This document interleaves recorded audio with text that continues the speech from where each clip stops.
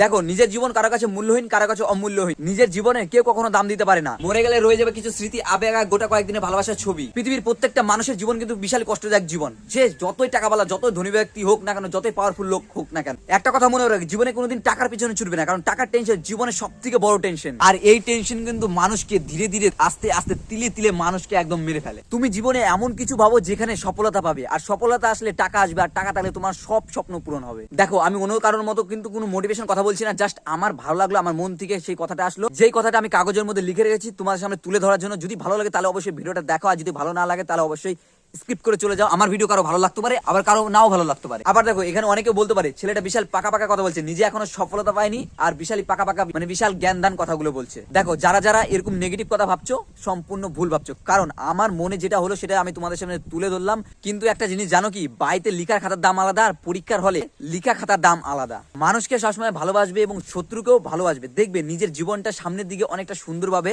এগোতে থাকবে। যাই হোক বন্ধুরা, নিজের স্বপ্নকে সত্যি করতে হলে কাজটাকে ঠিকঠাক করো, নিজের কাজটাকে সবসময় ঠিক করো, লক্ষ্য ঠিক রাখো, সফলতা তুমি পাবেই পাবে। সে যেভাবে হোক, যে মুহূর্তে হোক, তুমি সফলতা পাবেই।